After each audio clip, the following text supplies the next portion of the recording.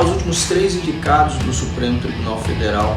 Luiz Roberto Barroso, progressista, se defesa da legalização de drogas, legalização de aborto. O ministro Edson Fachin,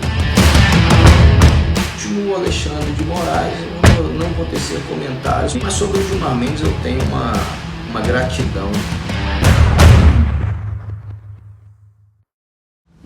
Olá a todos, eu sou Felipe Oliveira.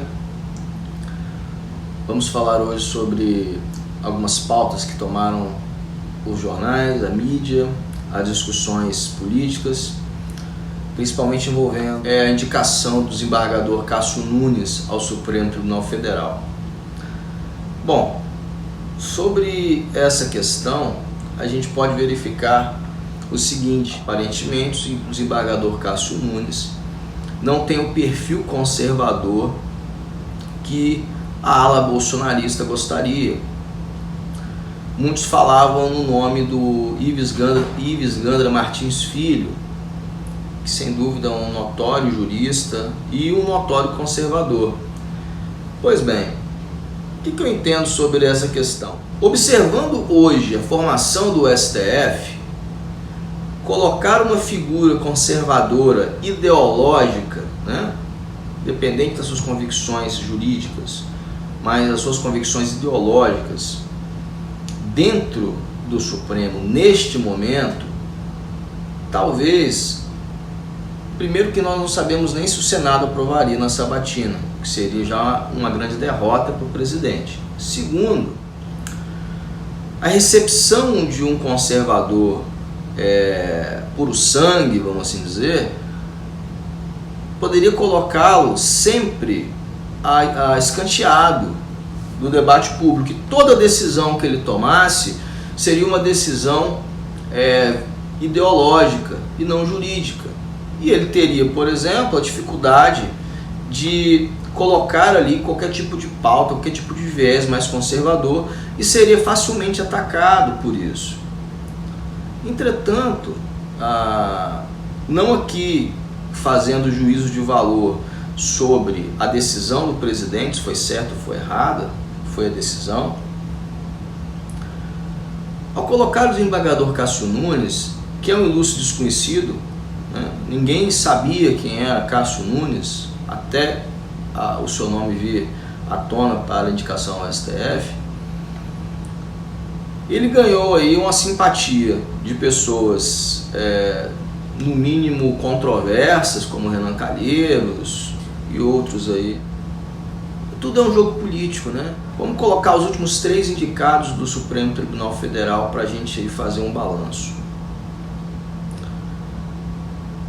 Luiz Roberto Barroso, progressista, militante, defesas de todas as pautas progressistas, defesa da legalização de drogas, legalização de aborto, fez uma live aí no Instituto FHC dizendo que o Brasil está sobre um governo que defende a ditadura, e quando o governo anterior defendia a Venezuela e outras ditaduras no mundo afora, o ministro Barroso parecia não se espantar. Esse ministro tão democrata, tão preocupado com o balanço democrático, o equilíbrio republicano, foi o mesmo que foi advogado de Cesare Battisti, ao que consta, não remunerado. Ele defendeu ali o terrorista italiano sem remuneração. E na sua tese de defesa, o ministro Barroso, sustentando no STF, na sua sustentação oral, a defesa que ele fez de Cesare Battisti foi uma defesa lúdica. Ele colocou os atos de assassinato praticados pelo terrorista como uma expressão de liberdade. Ele tentou ali mitigar o direito à vida com o direito às ideologias. Então, que é na verdade uma aberração retórica esse tipo de pensamento. A obra acadêmica do ministro Barroso traduz todo o seu pensamento, todo o seu viés progressista. O ministro Edson Fachin, um dos seus artigos acadêmicos, ele coloca que a propriedade privada ela precisa de ser observada de acordo com o exercício da posse. Eu até vou ler um trecho aqui.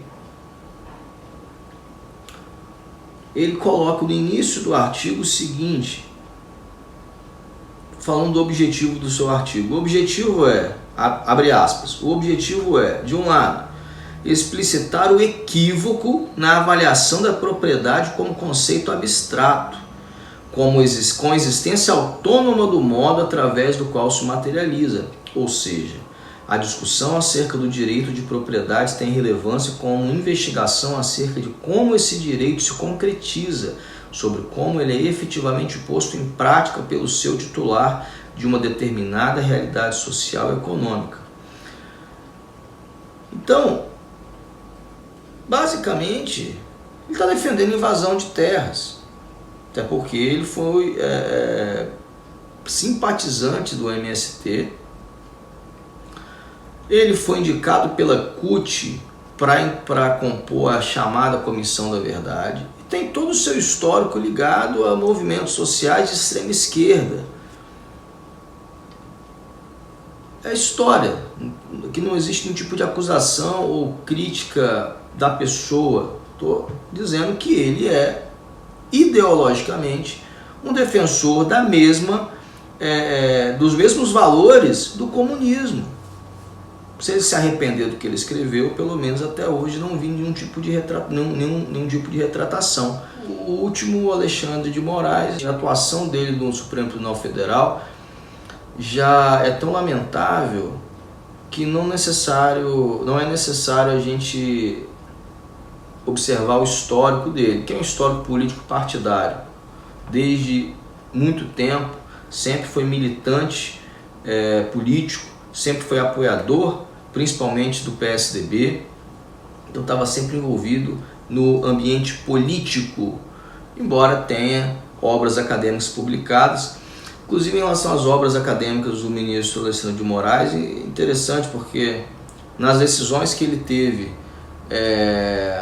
contra as liberdades de expressão, censurando gente, mandando prender jornalista, mandando deletar página de rede social, não só no Brasil, mas como no mundo, virou delegado do planeta, ele se esqueceu do que ele próprio escreveu.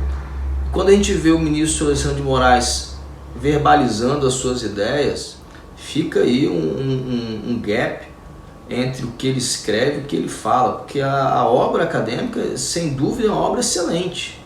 As obras do Alexandre de Moraes em relação ao direito constitucional e as práticas de direito constitucional, elas têm um conteúdo excepcional, mas não parece terem vindo da mesma cabeça que fala o que ele fala nas sessões plenárias do Supremo e o que ele escreve nas decisões relativas aí ao inquérito das fake news. Então, fechado esse parênteses aí para a gente olhar as 3 últimas indicações do Supremo Tribunal Federal, eu acho que o desembargador Cássio Nunes é um excelente nome para compor a corte. Não será aquele membro que vai chegar para brigar, para mudança, esse ativismo. A gente tem visto o Supremo Tribunal Federal com pautas ideológicas para a nação. Nunca vi uma Suprema Corte ter ideais de destino para a nação. Eles têm que julgar de acordo com a legislação. E, ao que me parece, nas declarações do desembargador Cássio Nunes, no que ele tem escrito em algumas decisões que eu tive a oportunidade de ver, ele é um garantista, não no sentido garantista como a gente como ficou mais conhecido, de soltar presos como o Gilmar Mendes tem feito, mas um garantista da lei. Exemplo, a questão do aborto. A pessoa pode ser contra ou a favor. Quem tem que ser contra ou a favor são os legisladores, que representam o povo. Então, se os legisladores forem a favor da liberação do aborto, o Supremo Tribunal Federal, obviamente, é obrigado a acolher esse mandamento legal. E essa ideia garantista do desembargador Cássio Nunes pode fazer muito bem para a discussão. Parece ser uma pessoa discreta, diferente ali de muitos que não podem ver um holofote que saem correndo atrás para falar para a televisão, especialmente o Gilmar Mendes, né? Que ultimamente fala até quando não é perguntado, onde a gente tem uma máxima que o juiz fala dentro dos autos, no Supremo Tribunal Federal, que a gente menos vê juiz falando dentro dos autos. Mas sobre o Gilmar Mendes eu tenho uma gratidão histórica do que ele fez. Existem fatos que mudam a história, que um detalhe, né? Vou colocar aí exagerando como se fosse uma teoria do efeito borboleta. Quem não conhece, pesquisa aí no Google o que significa esse efeito borboleta. Porque quando a Dilma Rousseff indicou o Lula para a Casa Civil, para ser ministro da Casa Civil, quem suspendeu essa nomeação foi o ministro Gilmar Mendes. Ele suspendeu, vamos relembrar aí, o Sérgio Moro era juiz da Lava Jato, ele divulgou uma ligação, um áudio de uma ligação em que a Dilma ligava para o segurança do Lula e falava com o Lula que o papel, né, já estava com o tal do Bessias e que era para ele usar se fosse preciso. Se fosse preciso era se a Polícia Federal batesse na porta dele. O que significava isso? A nomeação do Lula à Casa Civil garantiria ao Lula o direito ao foro privilegiado, ou seja, o juiz Sérgio Moro já não poderia mais alcançar o Lula, os processos deveriam ser remetidos ao Supremo Tribunal Federal, onde Dilma Rousseff tinha convicção que seus amigos ali fariam a ajuda para livrar o Lula, como fizeram depois. Então não estou aqui dizendo nenhum tipo de ilação, não estou acusando ninguém de ter sido cooptado por nada. Eles fizeram isso depois, eles livraram o Lula da cadeia, ponto final. Gilmar Mendes então suspendeu e a discussão se aquela gravação que o ministro Sérgio Moro tinha liberado, ela poderia ser liberada porque continha um áudio da Dilma Rousseff, que era presidente da República. Engraçado que naquela época um áudio do presidente da República era uma coisa sagrada, do Sérgio Moro, que era juiz de um processo. A Dilma não estava grampeada, quem estava grampeado, o telefone grampeado era do segurança do Lula, mas que ele não poderia divulgar. Na época houveram várias divergências sobre isso. Entretanto, de uma maneira brilhante, o Gilmar Mendes considerou que, como a Dilma Rousseff veio a público explicar o áudio, porque aquilo caiu muito mal, ela não negou o conteúdo. Então o Gilmar Mendes fez ali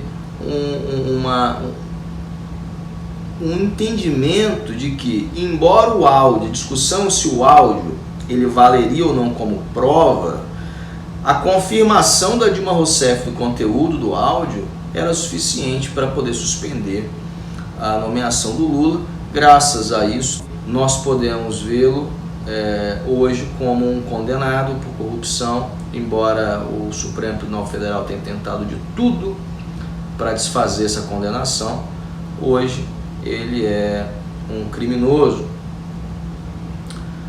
Então, essa nova formação do Supremo, embora não vai agradar aí os conservadores mais ávidos de uma mudança obtusa do Supremo Tribunal Federal, uma mudança imediata, primeiro que seria impossível, um ministro não vai fazer tanta diferença, mas eu acredito que talvez essa nomeação de agora ela possa servir para dar uma apaziguada nos ânimos, porque o governo federal precisa também de ter um pouco de tranquilidade para poder reger e administrar o país, o que não vem acontecendo, né? Seja o Supremo, seja os presidentes das casas parlamentares, têm o tempo inteiro militado, têm sido vozes antagônicas do governo federal. Então, analisando dessa maneira e esperando que seja positivo. Forte abraço.